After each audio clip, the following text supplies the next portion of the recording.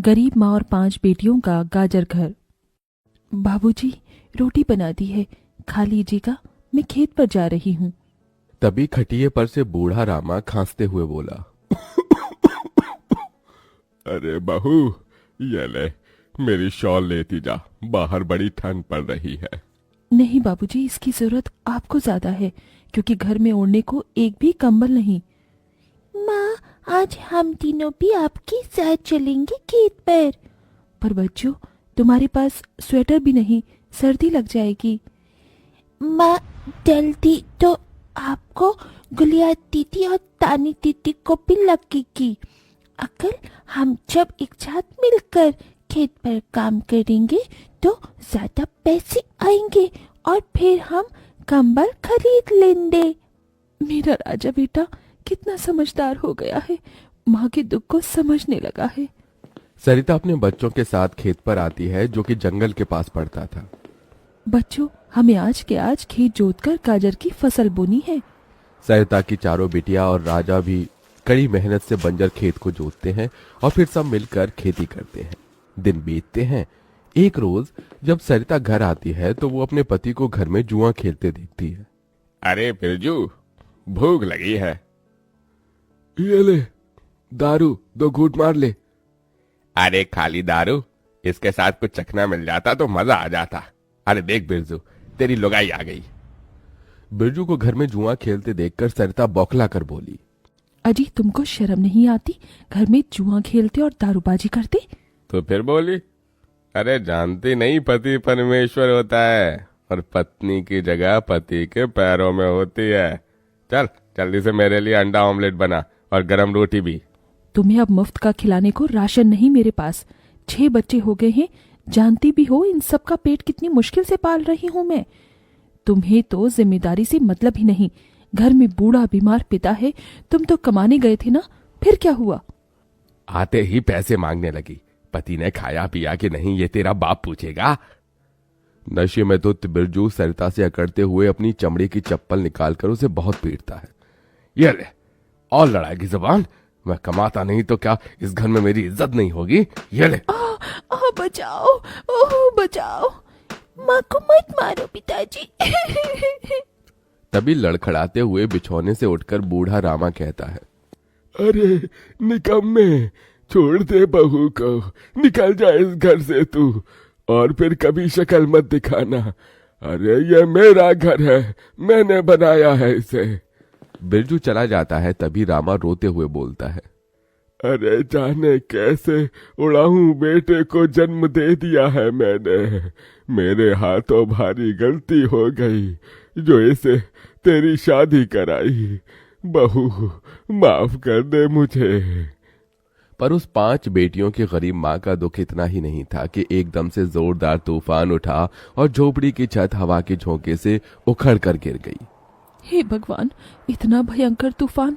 तानी, गुड़िया, अंजू, तुम तीनों सोनी, राजा और मुनिया को लेके बाहर निकलो, मैं दादाजी को लेकर आती हूँ।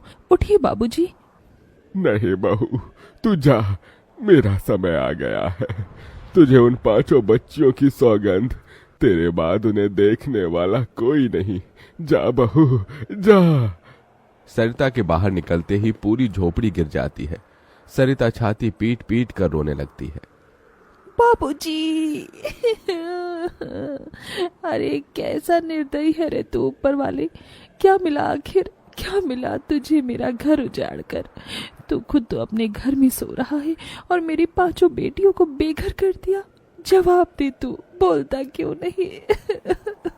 सरिता को टूट कर रोता देखकर उसकी 5 बेटी भी बिलख बिलख कर रोती है। चुप हो जाओ माँ, रो मत। माँ, मुझे जल्दी ठंड लगती है। हे भगवान, इतनी बर्फ गिर रही है, मुझे इस ठंड से अपने बच्चों को बचाना होगा। सरिता सबका दरवाजा खटखटाती है, मगर कोई भी मुसीबत में उसकी मदद नहीं करता।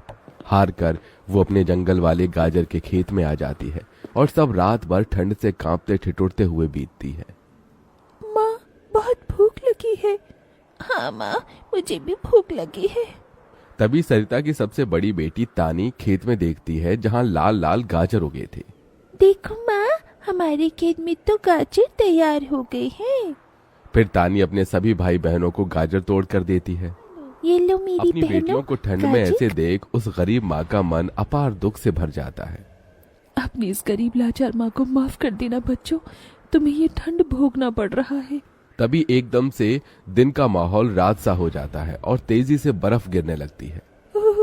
बाप रे बाप, एकदम से इतनी ठंड, ऐसे तो बिना घर के हम बच नहीं पाएंगे।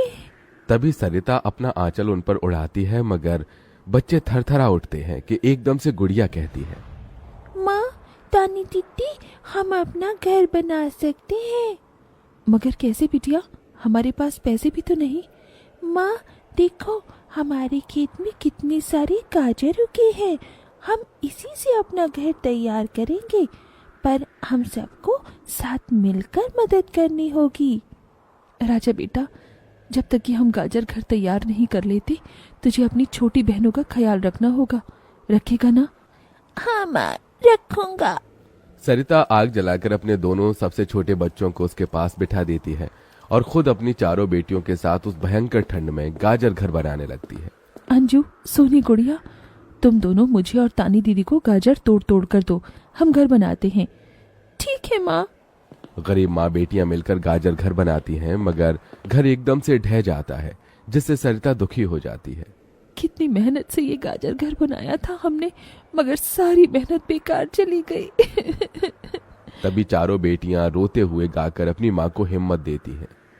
जिंदगी की यही रीत है, हार के बाद ही जीत है, थोड़े आंसू है थोड़ी हंसी, आज गम है तो कल है खुशी, जिंदगी की यही रीत है, हार के बाद ही जीत है।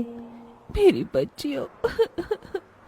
रोते हुए सरिता अपनी बेटी को गले से लगा लेती है। वो फिर कोशिश करते हैं, कई बार उनका गाजर घर बिगड़ता है। तभी गुड़िया कहती है, माँ, अगर हम अपना गाजर घर मजबूत बनाने के लिए पहले लकड़ी फट्टे से ढांचा बना लें, तो फिर हमारा गाजर घर नहीं गिरेगा। सब ऐसा ही करते हैं, जिससे उस बार उनका गाजर का घर मजबूत बन जाता है। सरिता अपनी पांचों बेटियों और बेटे के साथ घर के अंदर आती है। तब जाकर उनके शरीर को गर्माहट महसूस होती है। अरे वाह माँ, दीदी, आप सबने कितना सुंदर गाजर घर बनाया है, और ये कितना गिलम भी है। तभी सरिता अपने बेटे बेटियों का मुंह देखती है। सबकी आंखों में भूख थी। मैं जानती हूँ तुम सबको भूख लगी है ना, अपनी माँ को एक दिन दे दो, मैं कल काम ढूंढ लूंगी। ठीक है, आज हम ये गाजर खाकर सो लेंगे। आप भी खा लो ना माँ, आपने 2 दिन से कुछ नहीं खाया। सोनी अपने नन्हे हाथों से अपनी गरीब माँ को गाजर खिलाती है। अगले दिन सरिता ठंड में इधर से उधर काम ढूंढने भटकती रहती है, मगर कोई उसे काम नहीं देता। इधर अब उसके खेत के गाजर भी खत्म हो गए थे, जिससे उसकी बेटियां भूखी थी और उसकी दुधमुही बेटी भूख से रोई जा रही थी। माँ, मुन्ना को भूख लगी है, उसे खाना चाहिए। छोटे बच्चे खाना नहीं खाते राजा, इसे दूध पीना है। हे बसुरी बजैया, एक माँ की ममता की इतनी भी परीक्षा मत लो कि वो अपने बच्चे को दूध भी ना पिला सके। तभी सरिता को द्वार पर एक गाय के रंभाने की आवाज सुनाई दी। माँ, लगता है बाहर गाय आई है। सरिता अपनी बेटियों के साथ बाहर आकर देखती है तो गाय के थन से दूध की धारा बहे जा रही थी। इस गाय के थन में कितना दूध गिर रहा है। सरिता गाय का गर्म दूध अपनी बेटी को पिलाती है। तभी गाय उसके खेत में जाकर गोबर कर देती है, जिससे एकदम से जादू होता है और खेत लाल चमकदार गाजर से भर जाता है। माँ, ये तो कोई जादुई गाय लगती है। देखो, हमारे खेत में कितने गाजर हो गए। हाँ गुड़िया, मैं जादुई गाय हूँ। मुझे वरदान प्राप्त है, जिस भी बंजर खेत में मैं गोबर करूंगी वो फसल से भर जाएगी। मैं इससे पहले भी तुम्हारे खेत में आई थी। इसका मतलब गौ माता, आपकी वजह से उस वक्त भी मुझ गरीब के बंजर खेत में गाजर उगी थी। आपका कोटि कोटि धन्यवाद गौ माता। माँ, तुम काम ढूंढ रही थी ना, अब मत ढूंढना, तुम तो कितना अच्छा गाजर का हलवा बनाती हो, और गाय के दूध से खोया, घी, दूध सब बनता है। तुम हलवा बनाकर बेचो। सरिता उस गाय के दूध से घी खोया तैयार कर लेती है और गाजर का हलवा बनाकर बेचने लगती है, जो कि लोगों को खाने में स्वादिष्ट लगता है। उसकी अच्छी कमाई होती है, जिससे उसकी आर्थिक स्थिति ठीक हो जाती है और वो